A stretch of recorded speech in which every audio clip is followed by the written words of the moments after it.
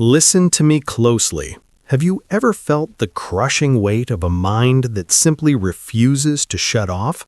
Do you know what it's like to jolt awake at 3 a.m., your heart hammering against your ribs, suffocating under the weight of 1,000 catastrophic scenarios that haven't even happened? Maybe you know someone who freezes in the middle of a crucial moment because the noise in their head becomes deafening. Someone who, on paper, has every reason to be perfectly happy, but lives in a silent, invisible prison of chronic mental tension. Maybe you know someone exactly like that. Or maybe that someone is you. Today, I am not going to feed you the toxic positivity that modern culture loves to sell. I am not going to tell you to just think happy thoughts or manifest your stress away. Instead, I am going to share an ancient system forged in the fires of feudal Japan, a philosophy developed by warriors who stared death in the face every single day, a system that can transform your fragile, anxious mind into an unshakable fortress. The samurai practiced Shikata Ga Nai, the radical acceptance of the inevitable. They lived by Gaman, dignified endurance through unspeakable suffering, and they mastered Fudoshin, the immovable mind. Before we dive into the story of how these 3 pillars can save your life, take a second to subscribe to the channel, hit that like button, and drop just one word in the comments telling me the mental battle you are fighting right now. Anxiety, fear, burnout? Let it out. Now, let's begin. Meet Hunter. Hunter was 35 years old, and his mind was a ticking time bomb. To the outside world, Hunter was the blueprint of success. He was a high-paid digital marketing manager in Austin, Texas. He had the luxury apartment, the flawless social media profile, the impressive title. But behind the smiling photos, there was absolute chaos. Every morning at 5:30 a.m., Hunter woke up in survival mode. Before his feet even hit the floor, he was scrolling through his phone. 47 unread emails. Each notification felt like a tiny dagger of cortisol injected straight into his veins. In the shower, the what-ifs drowned out the sound of the water.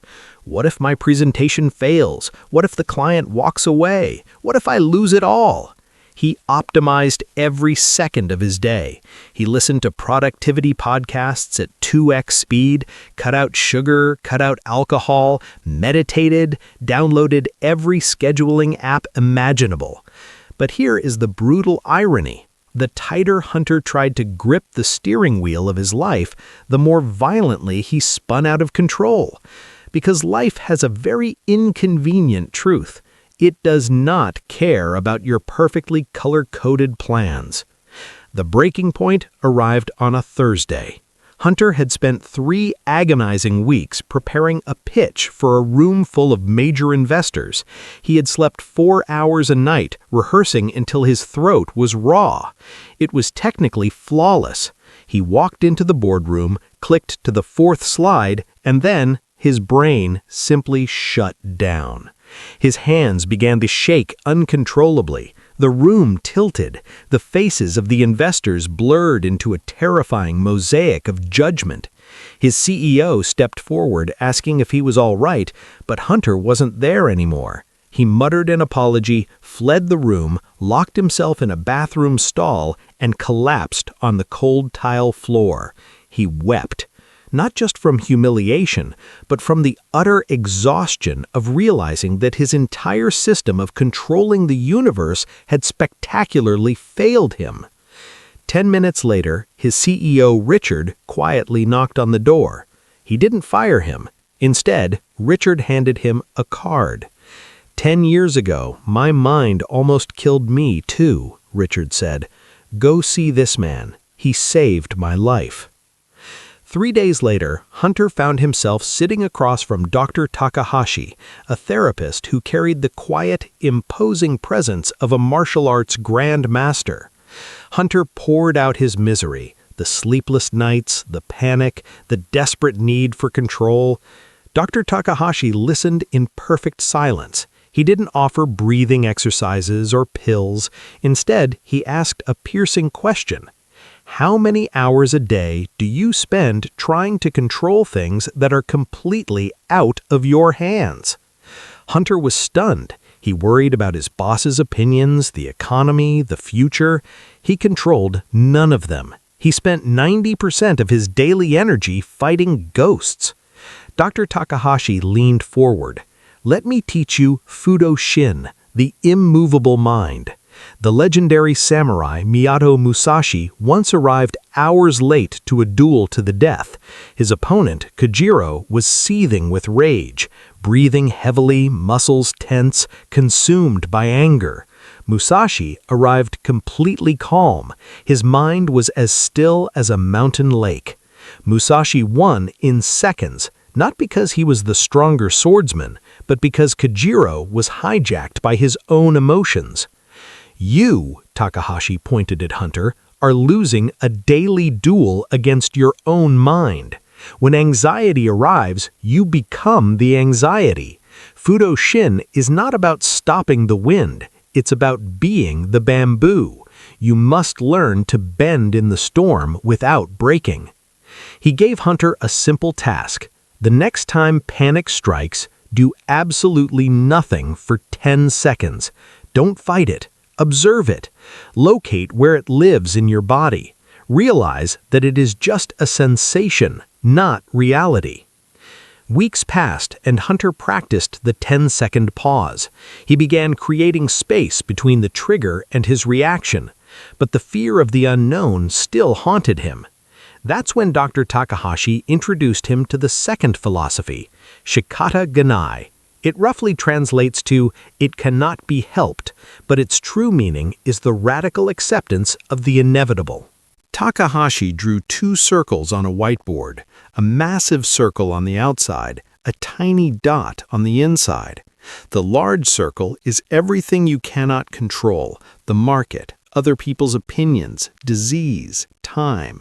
The tiny dot in the center is what you can control, your effort, your response, your character. You are exhausted because you live in the large circle. Takahashi reminded him of Hiroshima in 1945.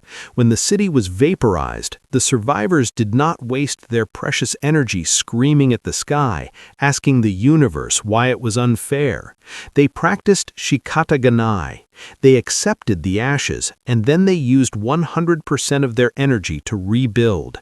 Within a few decades, they became an economic superpower. Suffering doesn't come from your reality. Suffering comes from your resistance to reality. Hunter was transforming, but life always demands a final exam. A month later, Hunter received the phone call we all dread. His father had been diagnosed with stage 3 cancer. Hunter broke down. He rushed to Takahashi, trembling, saying he wasn't strong enough to handle this pain. Takahashi didn't offer empty platitudes. He walked over to a small bonsai tree on his desk. Do you know how a bonsai becomes so beautiful? It is aggressively pruned. It is starved of excess water. The suffering does not kill it. It gives it its character. This brings us to the final lesson, Gaman, Dignified Endurance. Gaman is not suppressing your tears. It is not pretending you aren't terrified. It is feeling the absolute depths of human agony, but refusing to let it rob you of your dignity. You will cry, Hunter. You will have sleepless nights, but you will get up and you will sit by your father's bed and you will be utterly present. And that is exactly what Hunter did. Through the brutal months of chemotherapy and radiation, Hunter practiced Fudoshin to quiet his panic, Shikata Ga Nai to accept the disease he couldn't cure, and Gaman to endure the pain with grace. One afternoon, weak and fragile, his father grabbed his hand. "You are different now," his father whispered. "You used to be so far away, even when you were in the room, but now you are finally here." Hunter wept, realizing that the worst tragedy of his life had gifted him the very thing he had always wanted, true, grounded connection. 2 years later, Hunter stood in the exact same boardroom facing the exact same investors. The familiar flutter of anxiety arrived in his chest, but he didn't panic. He paused for 10 seconds. He smiled at the feeling, stepped up to the screen, and delivered the pitch of his life. He didn't just fix himself, he began teaching these principles to his entire team. He became a leader not of marketing, but of mind management. And his father? He survived. Listen to me. The peace you are desperately searching for will never be found by manipulating the outside world. It is built by mastering the world inside you. Fudoshin, Shikata Ga Nai, Gaman. You don't need to be born a warrior to use them. You just have to start practicing. Stop fighting the storm. Become the bamboo. If this story hit home for you today, scroll down right now and tell me which philosophy you need most in your life right now. Fudoshin, Shikata Ga Nai, or Gaman. Subscribe to the channel and keep showing up. Be present. Walk with honor. Follow the path. See you in the next video.